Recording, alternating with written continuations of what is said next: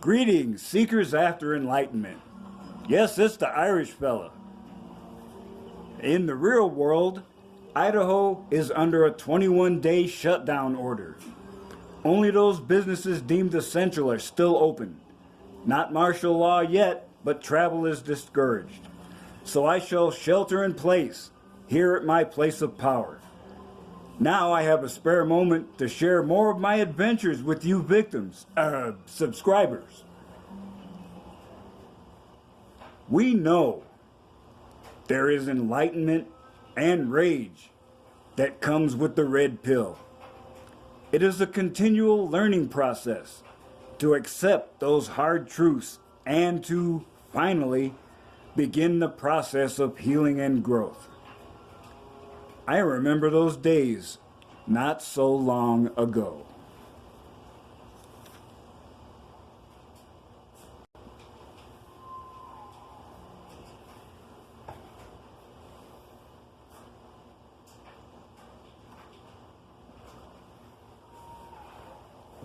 Renaissance man. When was the last time you heard that phrase applied to someone? In the classical sense, one can place this label on any man who has broad interest and shows skill or knowledge in multiple fields.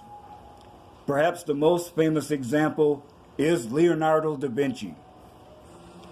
One may also have heard the term polymath or universal man applied to someone. This idea is expressed in the following quote: "A man can do all things if he will." This is from Leon Battista Alberti, 1404 to 72. It is a basic tenet of the humanist philosophy that humans are limitless in their capacity for development. It is a natural act to embrace learning and pursue full development of your capabilities. When I did that stream of consciousness video back in the day, I stated that I was being bold in sharing these observations with the world. Now I see it as only brutal honesty and a logical progression of continual hardcore analysis. As I recount these events, I note that all of this activity took place over the span of a single day.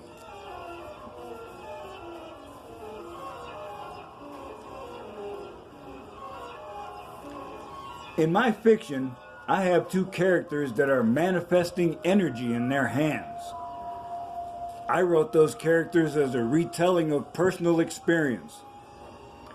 In my mind's eye, I saw this spark of energy appear, giving me the impression of not only, infinite possibilities are not just accessible, but now in my grasp. Yes, this was an unusual event, one in a series of such. Still without drawing conclusions, my mood had been cheerful and rising. It seemed like just when things could not possibly be any better, tomorrow arrives. There are so many advantages that will be available to you as you embrace monk mode. Awareness, clarity of thought, discipline, so many more.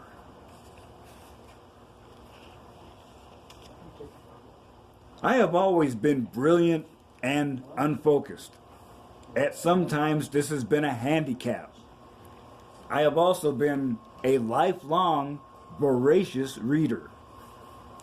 Now that I am embracing monk mode, increasing mental clarity has made it possible for me to see things in a different light. A thirst for knowledge is not a curse, rather a blessing and adventure. What am I going to learn today? When one embraces the path of a Renaissance man, your life can be reduced to essential actions: doing, learning, and teaching. During the early part of my day, I posted a haiku on Facebook. Renaissance man, infinite potential is in my grasp. By lunchtime, I posted this item. I do not follow standards. I set the standard and then go beyond. I know the haters will jump on these statements and say they come from an egomaniac. Yet I have to confess that I was surprised to sense no ego involvement whatsoever in making that statement. I have judged myself harshly for failures, and I discovered that many times I was being taken advantage of because of that.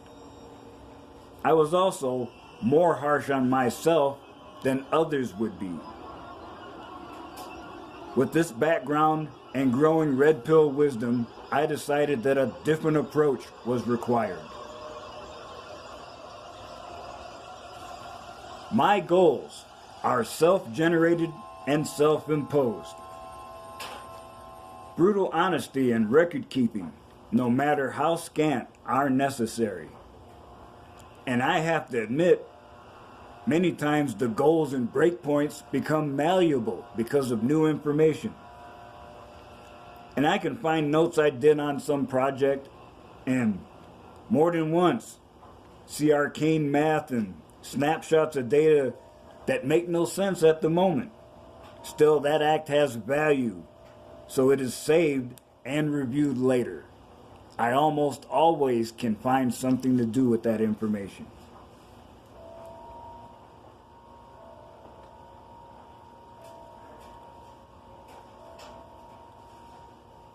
When one feels unbound and free of restraint, how can it be described? Words that come to mind are Ubermensch or Kwisatz Haderach. Yes, those names do imply that there is infinite potential available.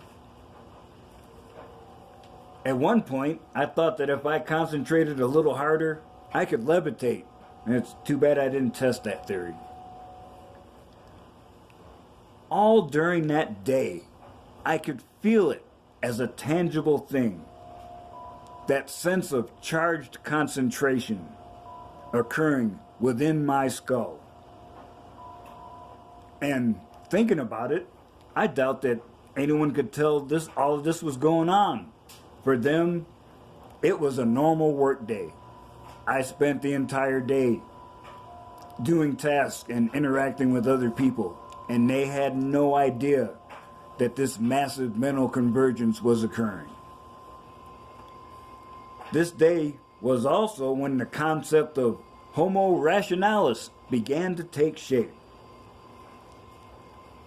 And you consider, with technology readily available, one could look at this red pill journey as enabling the next step in human evolution, a transhuman awakening. Add to that the power of the artificial womb, which breaks the power of the matriarchy forever, and our culture will undergo a radical transformation. And when you think about it and apply brutal honesty to mortal existence, it is still a matter of survival of the fittest.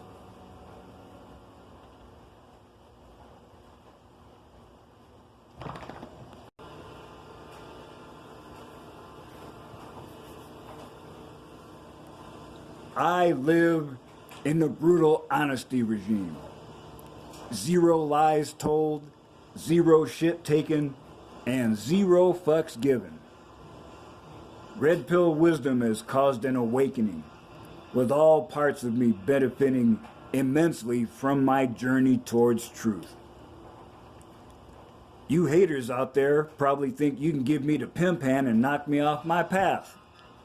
How? Steal or destroy my property? I have almost nothing. Put me in jail? That's my retirement taken care of. kill me, you remove me from constant pain. And even if you try, I doubt that I would be affected in the slightest by your juvenile, weak, and pathetic efforts. Through personal experience, I know that MGTOW philosophy saved my life.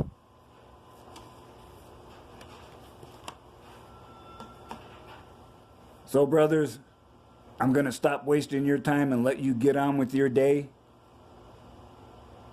And just remember, there's always going to be haters on the left and the right.